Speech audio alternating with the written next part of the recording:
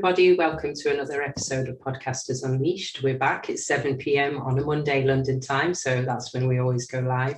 Today, we've got another wonderful guest. We're joined by Dr. Fouad Alami, and he's going to give us some insights into his book and into transformational leadership from a different perspective that maybe you haven't heard before. We're going to talk about big data and books and ancient wisdom. So where do you get your answers from? Where do you get your information from when you're facing a challenge in life? Are you an internet person? Are you a library person? Or are you a person that goes to your family or to your elders for information?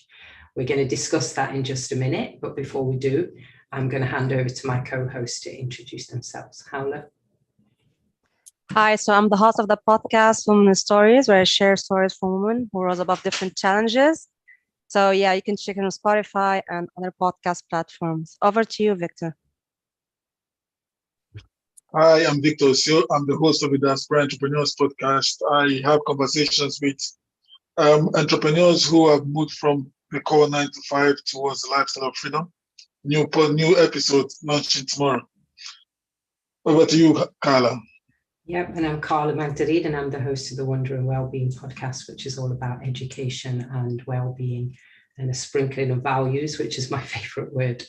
So, Dr. Fouad, you're also a podcaster, aren't you? Tell us about your podcast. Yeah, so my podcast is called the Alami Podcast, Change Your Company. And as the title says, it's about driving change in the workplace, making it more inspiring through engaging, empowering, and developing people and transforming the results of the organizations. Awesome, great. And what I loved about your book, when I read the title of it, I love the fact that it had the word heart in it, because you never really hear about transformation, leadership, and all that sort of stuff with reference to the heart. So tell us about the story behind your book. How did that come about, and what made you think about leadership from the heart? Yeah, actually, I started writing another book, which was called Change Your Company or Change Your Company.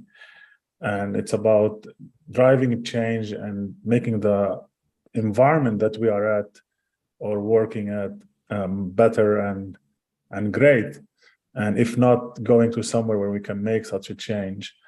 And while in the process of writing it, I had a personal crisis, and then I started to get inspiration, and this book came about. So in a way, the whole book is a pure inspiration. It's written in a way like almost like poetry about leadership. So you can pick a page and read the passage, which written to inspire you in a way to go and connect to people, engage people, and do something to make the workplace more inspiring.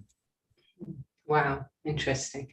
So what led you to write a book in the age of the internet? I know people still do it, but there's this talk sometimes, a debate between whether or not we need even more books, and what makes another book necessary in this time where we can find everything on the internet. What were you thinking when you were writing a book? Well, in a way, I think all my life I knew that I will one day write a book. It was a matter of time, and I also believe that each one of us should at least think about this idea, which is writing a book, because every one of us has a story and has a message, and it's something. It's giving back to the world when we share it, especially when we share it from the heart and not trying to project something, but share what we believe in and what we stand for and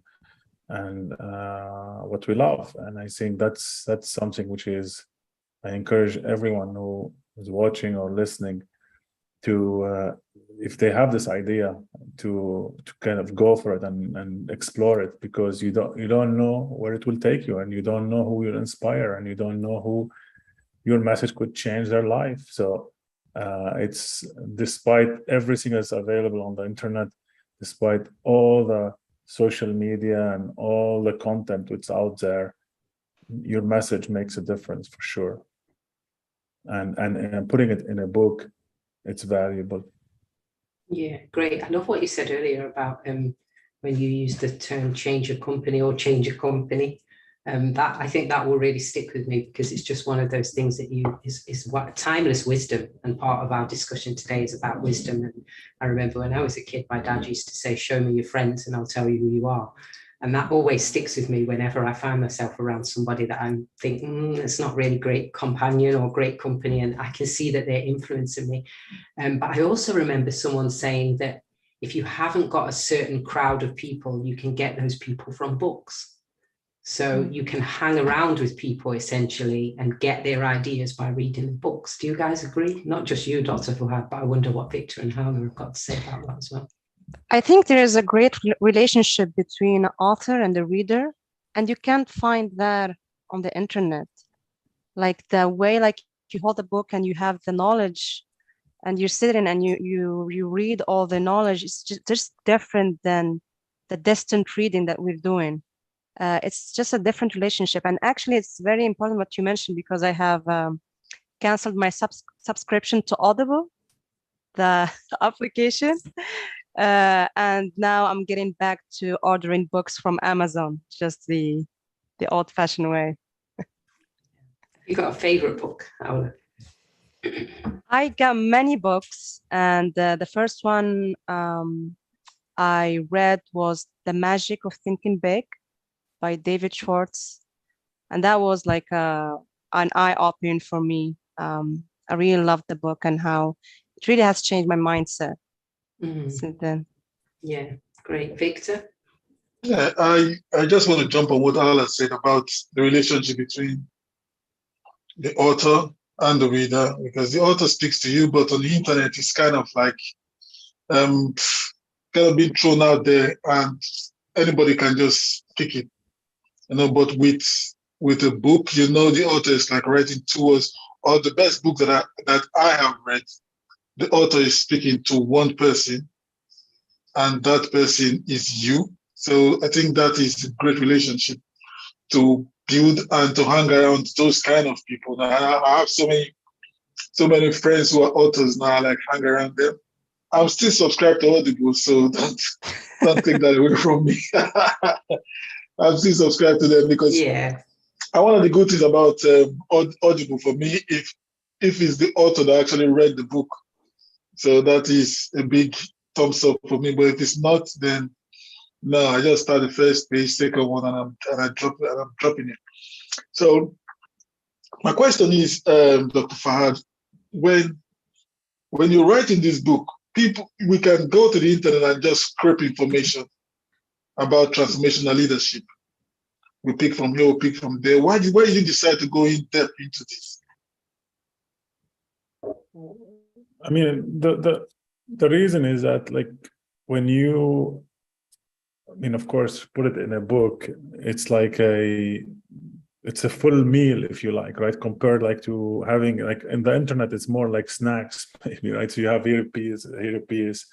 But when you have a book, it's kind of taking people on a journey, right? And the idea is, by the end of the journey, their mind will shift, and they will see things differently and act hopefully differently.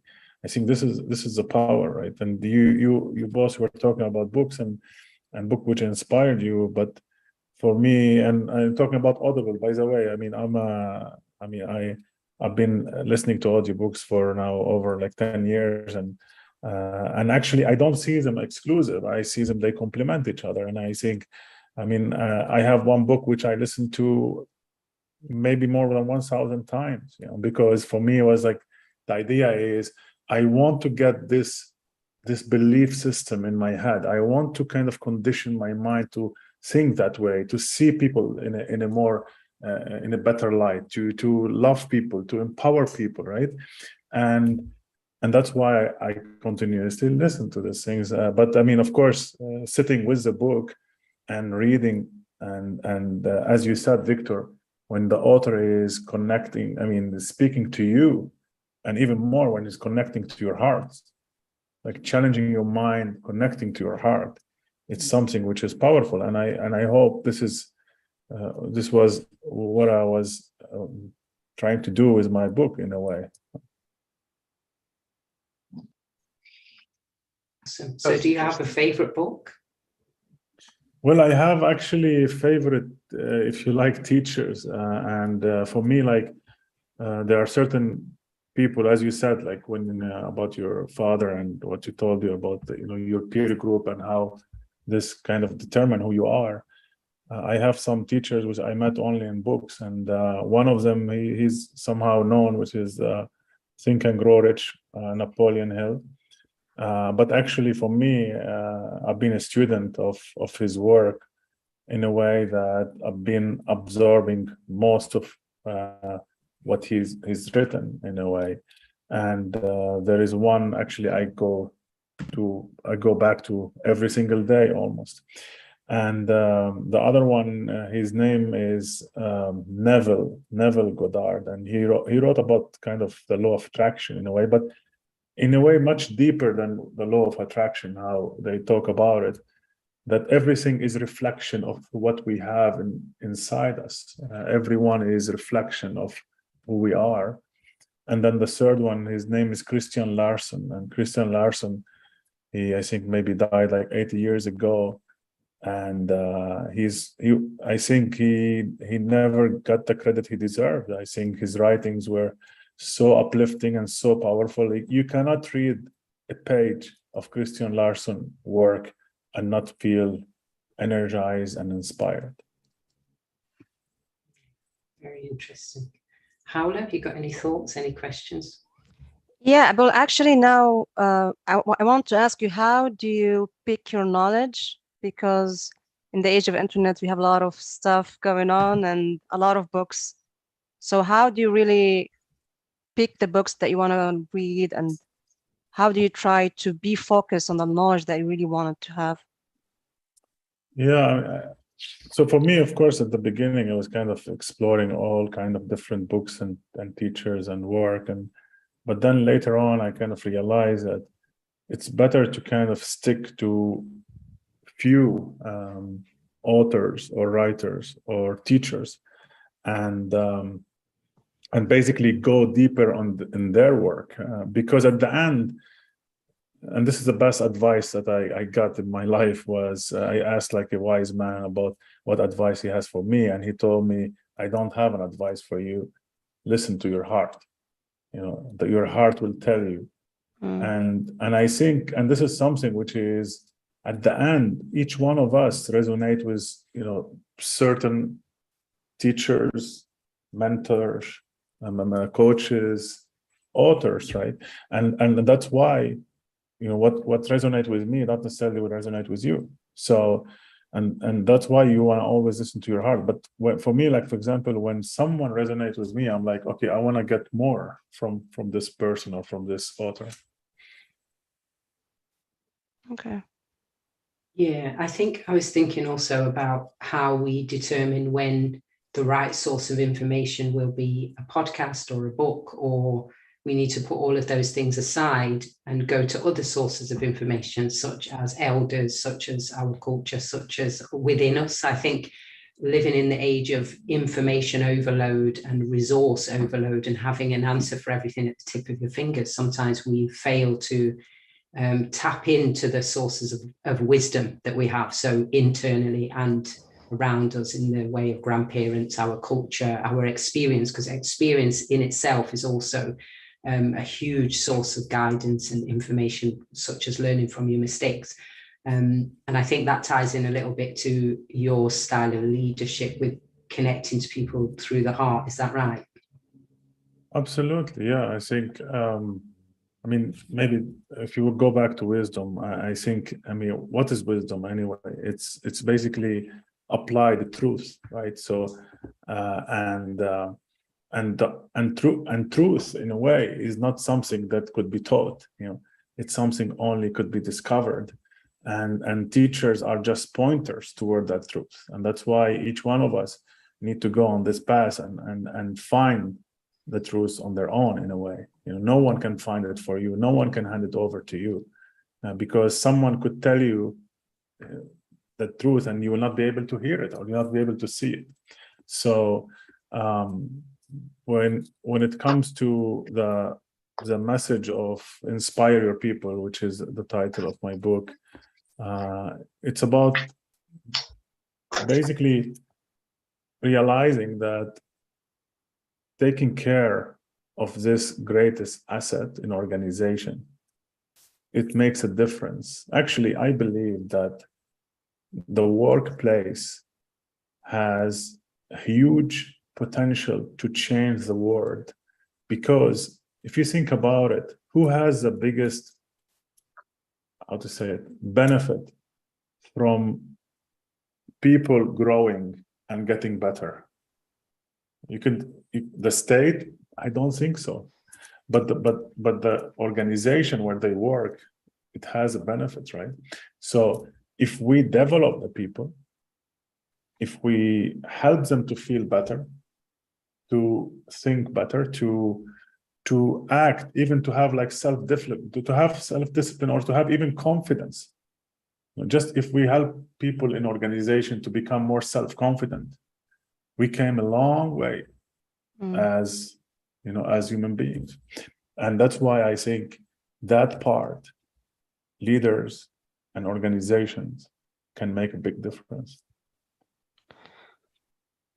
Well, obviously, you have worked with a C-level executive on leadership and the big companies. So, what the major issue that you see in their leadership? Look, I think I was just talking a bit earlier to a head of learning of development for a big organization here in Switzerland, and I told her one thing: when you go, the more you move up in the organization, the people who are dominant are the people who are up there. I mean, this is a simple truth. And how do I know? Because I worked with many of these, and actually, I most of these, they did like personality assessment, and I looked at them. And when I look at board team, I see that these people look at results. In a way, they are aggressive, they are dominant, and they prioritize, getting the results the fastest way. So that's how it is. You might be telling me, yeah, but it's not everywhere like this. It could be there'll be some exceptions, but this is the exception, I guess. So what does it mean? Well, it means that we need certain people to put the agenda of people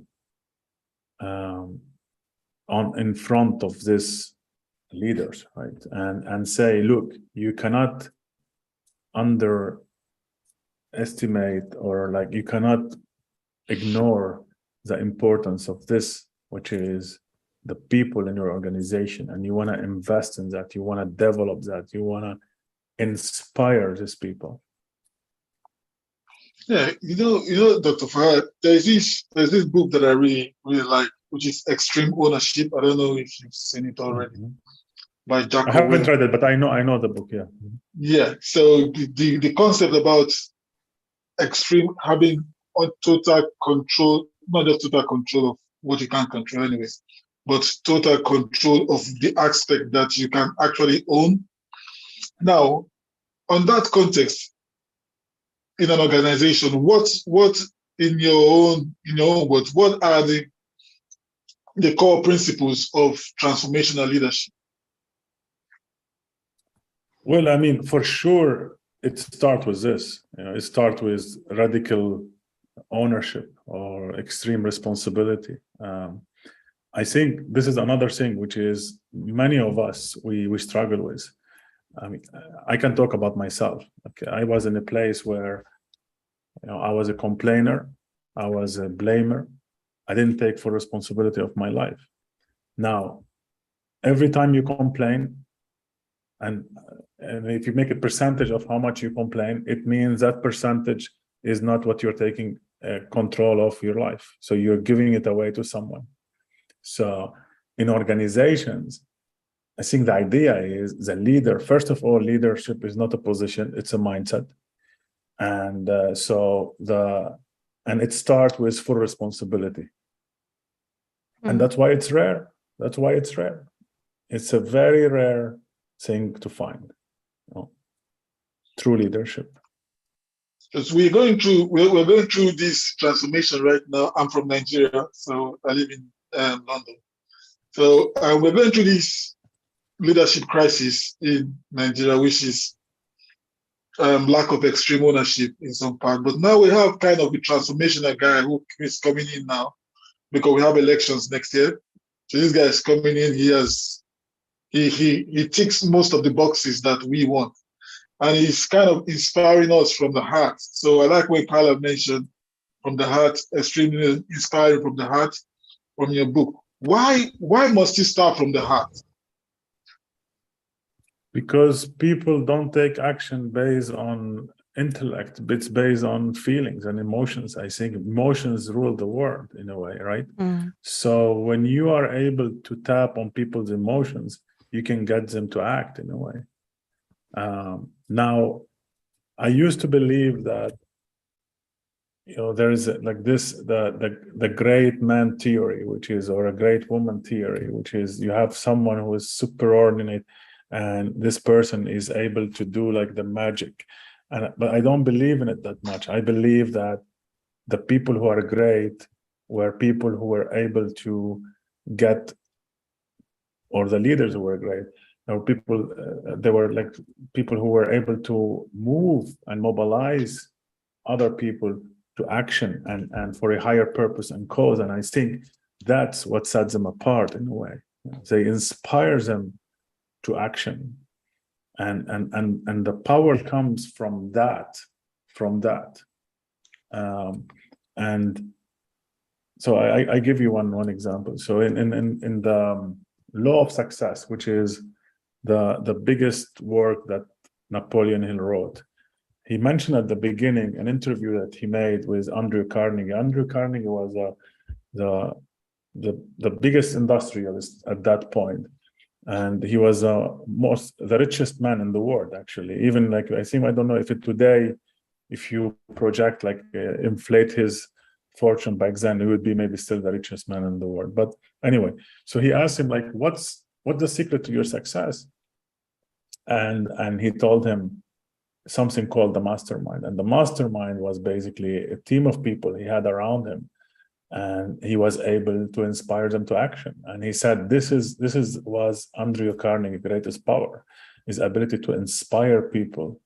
And in that case, of course, it was a team, but behind this team was the whole organization in a way. But and this is the idea, right? So I think every time you have someone who is able to connect to people's hearts, and as long as the purpose is good and for the higher good for humanity, I think you have something really powerful. Now, if you take Hitler, he was able to get to people's hearts, but for the wrong purpose in a way. And so this is the idea. Okay. I think that ties into what I was thinking about the next questions, or the next direction for our discussion, with all about the ethics and people's values. And we know that we're facing a bit of a challenge in the world at the moment with the internet has exploded in all of our lifetimes. It's exploded from just this little obscure thing to something that's taken over the world, and social media and the way that people are influenced. And then in the last couple of years, we've seen this rise of the term misinformation, and we've seen this trend towards the cancel culture and censorship and all sorts of things related to ethics. And a lot of people find it a challenge to navigate all of that successfully. And I know I always oversimplify it in our discussions on Podcasters Unleashed, because I will say it comes down to values. But that's because of how I navigate it. And I'm thinking also about the big data issue, where people are very scared actually about these companies that are holding all of this information about us and then using it to manipulate us. But actually, I always say, again, it comes down to your values, because no one can manipulate you to do or say or have or buy anything that don't align with your values if your heart is aligned with your values. I wonder what you guys think about that. Dr. Fouad, we'll start with you about, how can people navigate the issues of censorship, the fear-related things, censorship, cancel culture and big data and fears around how their information will be used in a wise way? How can they navigate that? I have to say, cancel culture, I don't know what it means. So if you can explain it to me, would be Cancel great. culture is all about where you make a comment or put something on social media that doesn't fit with a narrative, and then you're cancelled, basically, like Jordan Peterson recently, and a few other, they get their channels taken down and things like that. And it's almost like a crusade to ruin them and destroy their audience and their appeal, basically. Yeah, I mean, I know Jordan Peterson. I mean, not personally, but I mean his work, and I follow his message. But I think, I mean, overall, if you look at these examples of people who get censored, it played to their advantage. I mean, because they got coverage, and then people were more curious about them, and then it boosted like their presence in a way. Now, I don't know how this thing will evolve. I know, for example, Joe Rogan, who is maybe the role model of podcasters, that he was basically having issues at one point, and was almost maybe gonna lose his Spotify, contract, which was a big thing. But I think, I mean, I don't know, but I don't see like a big danger there. I think ultimately, people will still go after what resonate with them. So, and again, as I said before, which is overall, when they censor it, makes it like more more people curious basically about it. So yeah. Yeah. Do you worry about people collecting your data, these big companies gathering information about you and using it? I am a little bit, but I always kind of think about, what's the most important thing I could focus on? Because I give you one example. During COVID, I met with a ex-colleague, and she was telling me about the fact that, there is the whole COVID is a conspiracy, and they want to take our freedom, and we need to make a revolution. And I listened to her, but then at the same time, I know that she's struggling, and she's working on her own, and she doesn't have enough income to survive. And I'm like, if you want to make a revolution, like if you want to make a change, you need to start with yourself. Like you want to, you cannot go and want to change the world when your home is a mess. Like it just doesn't make sense, right? And I think this is something that all of us should look at. And I think these questions are valid, but the real issue is how much time we're spending on these things versus taking care of ourselves, our well-being, our more the issues which have more impact on our lives in the short, medium, and even long term, but have bigger impact. To me, and I might be wrong, I still believe that there are other issues which are much more important. It's very wise. That just came across very wise. And you remind me actually of one of Jordan Peterson's 12 rules, which is tidy up your room. And that's all about putting your life straight and making sure that you've got a focus, and making sure that that focus is valid, is positive, and that it's contributing first to you and those in your immediate circle, but then that's making ripple.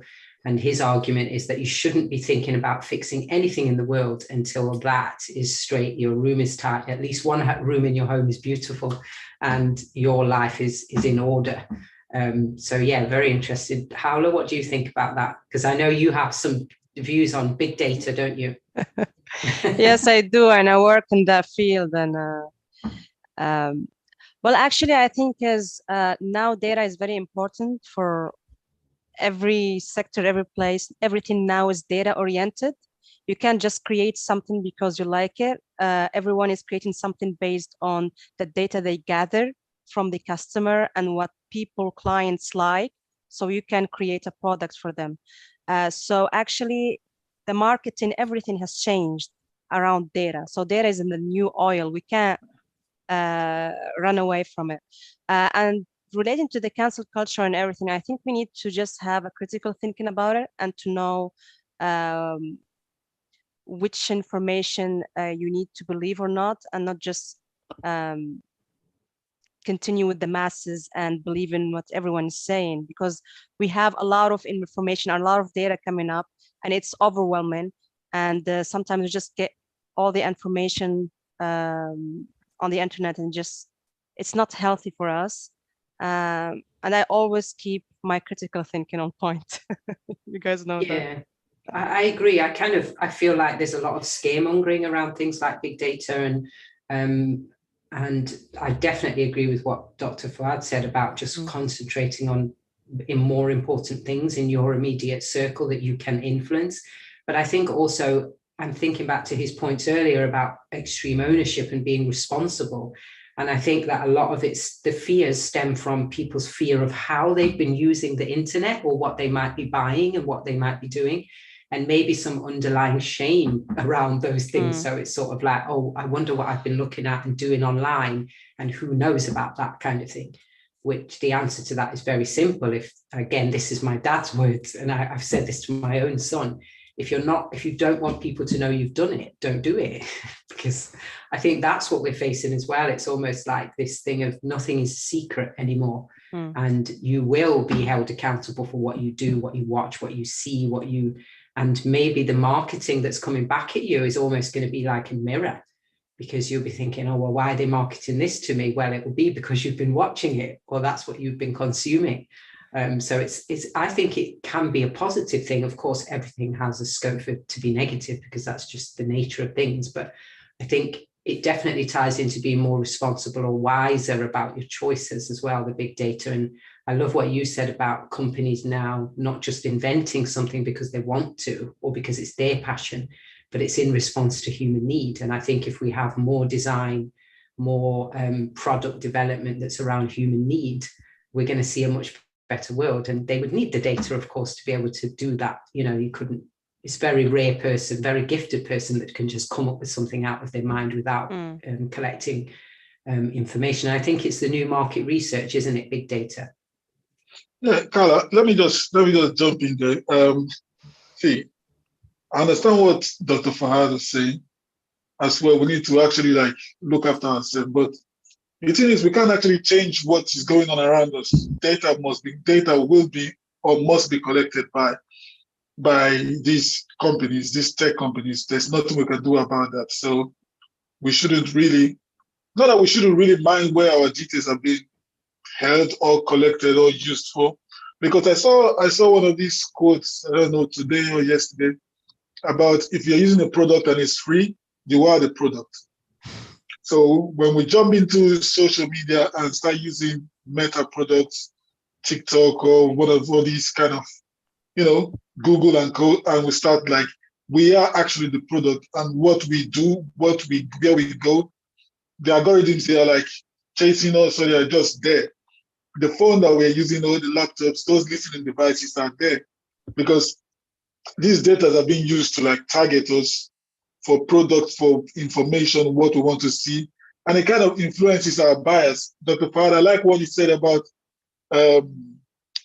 what's it called again? Think and Go Rich guy just now. He made Nightingale. No. What's his name? Napoleon Hill. Napoleon Hill. Napoleon Hill. So there was this book. He mentioned something about there's this shop, and there's a big clock in the shop. There's this guy who walks past the shop every morning, 7 p.m. He set his watch and goes to the mill to put the alarm on. And the shop owner kind of set the clock to the alarm. So there was a day he now found out that it was the guy who comes to set the clock in the shop that is the one who sets the alarm for the mill, which he in turn uses to set the clock. So it is, we just need to be, in my opinion, more focused on where we are right now. Data will be taken from us. There will be, because most of these big data, they are being used to control what we want to see, control our perception. the cancel culture is being influenced by big data. If more and more people subscribe to you being cancelled, you will be cancelled. Whether the algorithm goes or how it works, I don't know, but I know it favors a certain amount of people. So we can't control that. But what we can control is what Dr. Faz, just you, what you mentioned about Jordan Peterson, you tidy up your room, get your own stuff together, get your shit together, kind of stuff. So yeah, I just want to go on a rant today. Go ahead. Yeah. And by the way, I'm not saying that we should not, look at this. I'm just saying we need to be conscious of how much spend time on this, because, and I think this is like one of the concepts which really changed my mindset and perspective on life, which is something that Stephen Covey has in the 7 Habits, and he'd call it the circle of influence, circle of concern, and there he says, like, the more you focus on things which are outside your circle of influence, the more you reduce what you are able to change and influence. And I think this is the idea, which is, I live in Switzerland, and I like how here they have like referendum for and for every single thing. Like, every week there is something, right? And people vote for or against something, and it's great and it's healthy. The challenge overall in the world today that you have around 100 different causes, right? And the idea is, which one should be number one? Is it about like protecting the environment or animal, or like a kind of a racism or feminism, or what is it, right? And I think the answer is all of them are important. Like, we need to take care of all of them, and I think all of them have this space for that. And but this topics, again, I think for us, like for you and me, I think we need to have our opinion. We need to kind of be, of course, against that. We should express this.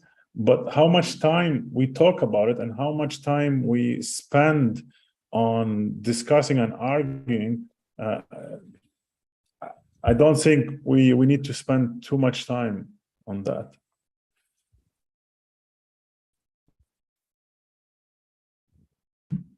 Very wise words. Again, definitely wise words. I know you've been very busy. You haven't just written a book, so we do want to give you a little bit of time to tell people more about what else you do, how they can get in touch with you, what you've got planned, what is your work all about in general, so that people who are watching this podcast with us now and also later on can get more from you, because we are getting lots of value from you. We really appreciate having you here today. So just tell us more about your background, your achievements, and what you've got planned.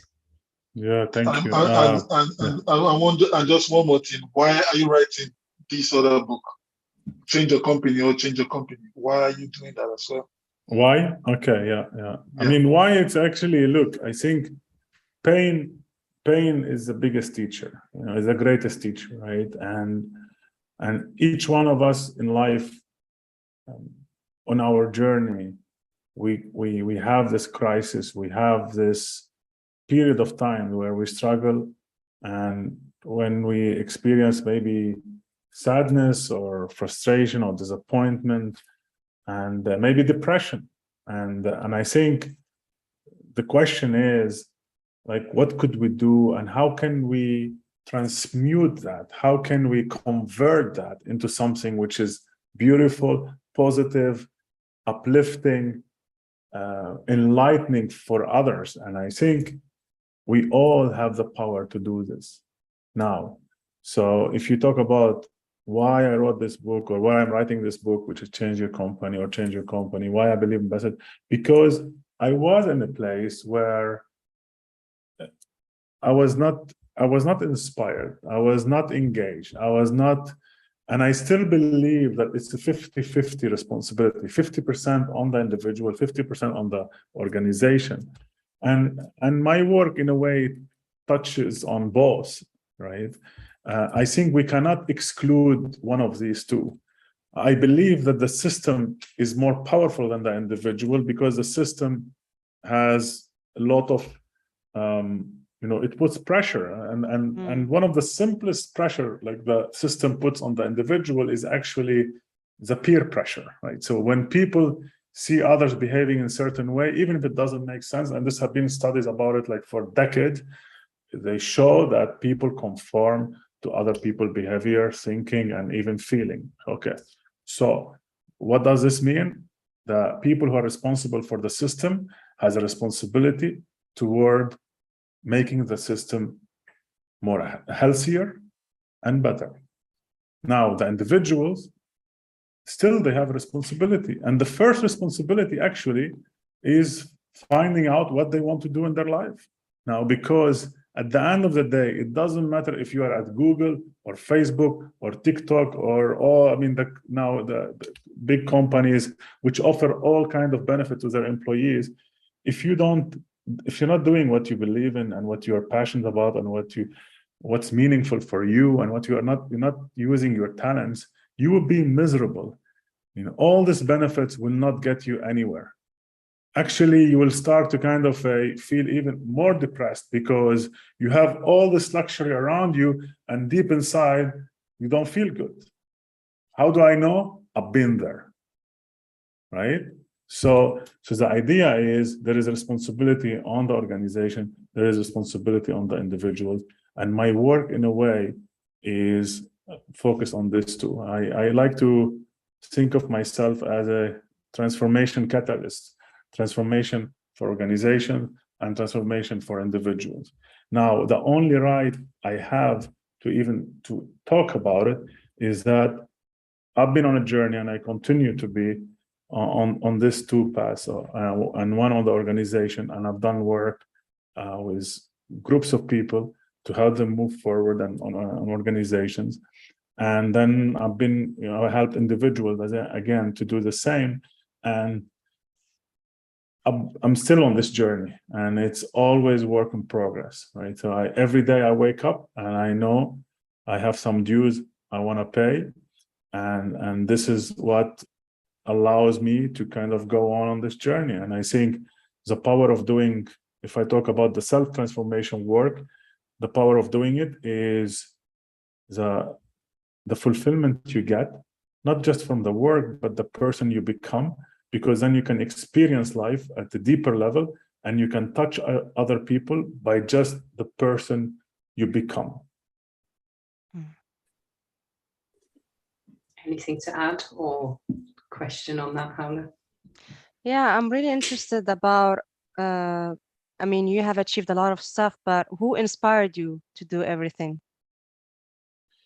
Well, I think, look, inspiration is the people around us, right? So, there is not necessarily someone like, who inspires us in all dimensions, but I give you an example. I go to a workplace, and there is this lady, like, she has a beautiful smile, and she kind of she has this positive energy, like she sees you and she gives you a compliment about something you have or you're doing. And so this person inspired me, right? So I go to a co-working place, and it's a beautiful, like, it's just the energy, and it's nice. It has a nice view. It's a nice surrounding.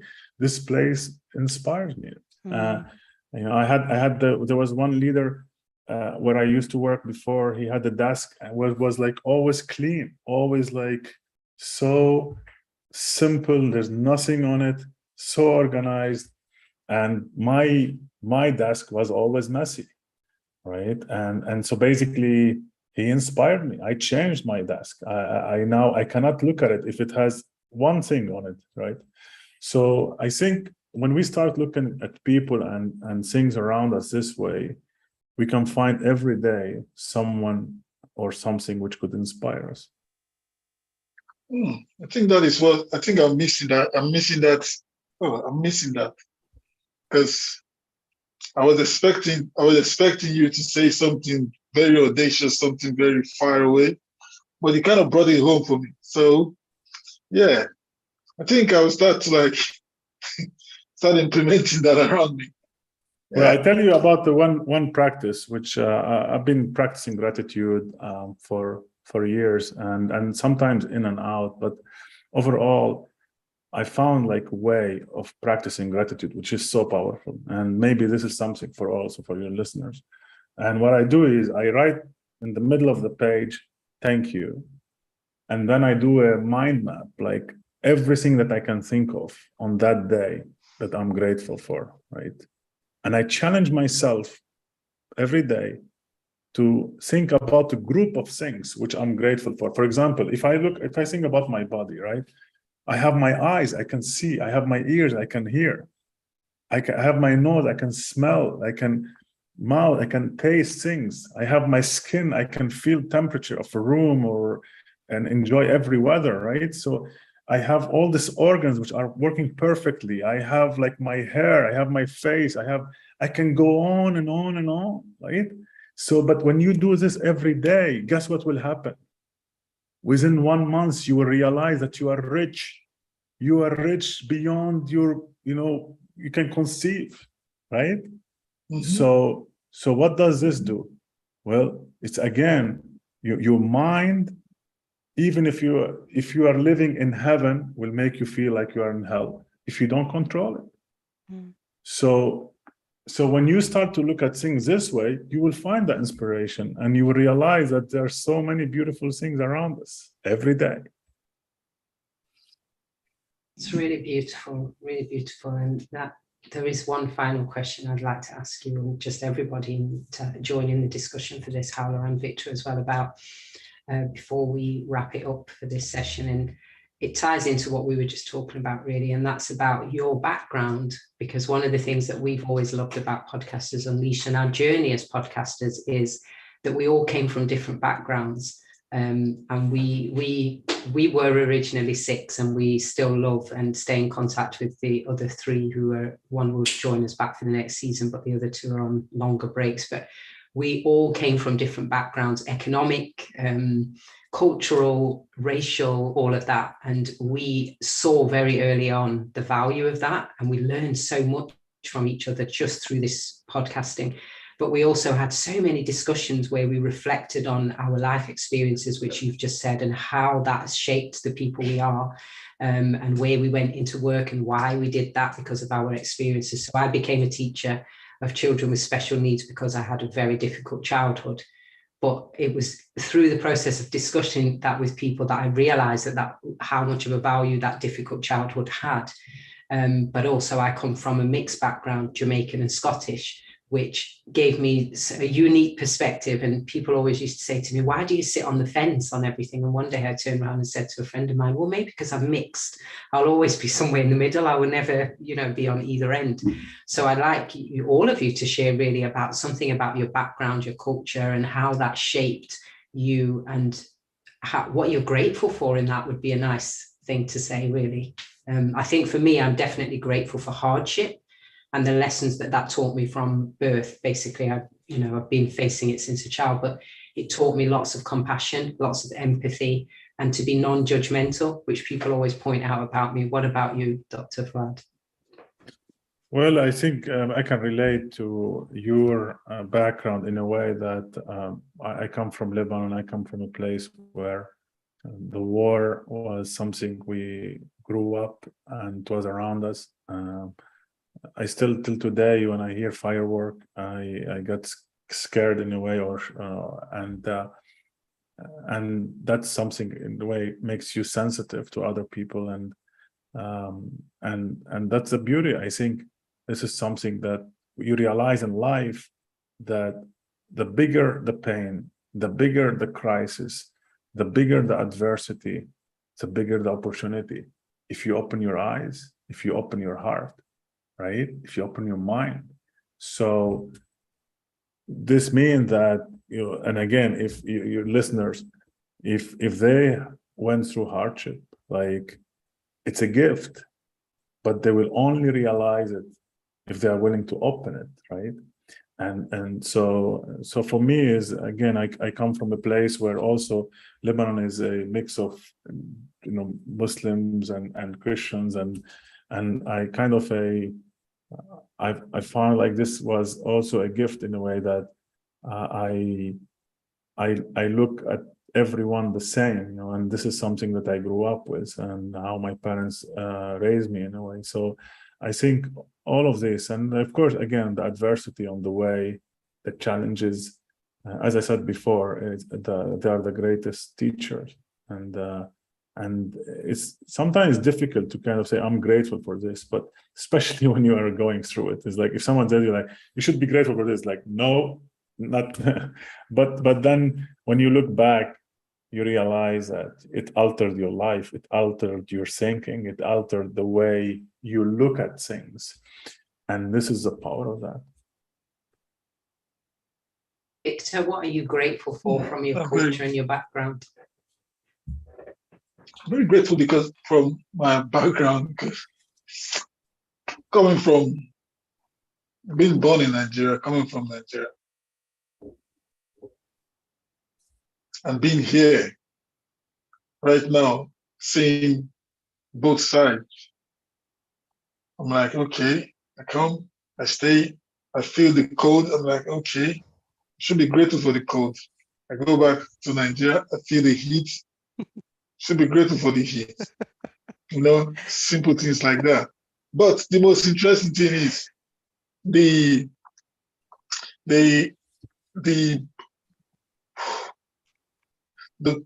kind of the force within me, I would say the Nigerianness or the force, there's this kind of force within me that I need to do, is what I'm really grateful for, coming from a place like Nigeria where simple things have been made to be difficult to get, and you come to a more developed environment and you find those simple things are just easy to get. So that's why you see most of us just go on and start having first class, because, you know, education is kind of challenging, but when you come here, it is kind of easier. And you see learning is kind of easy. Having access to information is easy. You know, I'm just grateful for knowing the difference of these two environments, that being here, I can thrive more because of access that I could have. So I'm very grateful for that, coming from Nigeria, because the alternative is, you see, I have friends who were like born here, family members who are like, who grew up here, they don't know the difference. So when you say, why are you still on this level, or why are you still doing this same thing, they say, you know, I can't be bothered. This is who I am, this is why I am, this is just me. So that ability to know both sides, I'm really grateful for that. Yeah, great. And we've learned so much from you on our journey as podcasters, Victor. Absolutely. Been fantastic, actually. Howla, what about you? Yes, Victor, I want to see the improvement of your house in Nigeria. Coming soon. Yeah. Well, actually, I have traveled a lot in the Middle East with my family. So, and I kind of relate a little bit to Fuad, what he was saying about Lebanon, because I've been there for 6 years and we have seen war too. So I don't like fireworks too. I feel like what I've learned through every culture, and since I'm now in France for the past 10 years, there is like a very big pressure to fit in the environment. And sometimes you just realize that that environment is not for you, and that is okay to realize that. There is a big social pressure on people to fit in and just to remove all the culture and where they came from to fit in that environment. And I think that is very dangerous to ask for people to do that. And I don't actually value anymore that I need to be understood by everyone, because that is that will put a lot of pressure on you, and you kind of lose your identity and who you are as a person. So if you're trying to be other persons and trying to speak the same thing with the same accent, it just, you're not yourself.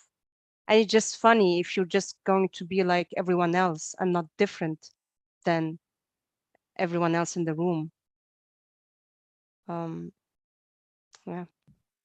Yeah, great. Definitely agree with that. I think I learned a lot from when I traveled and lived in Qatar for 8 years. That was like, people call it culture shock. And I think that's such a negative thing to say. Yeah.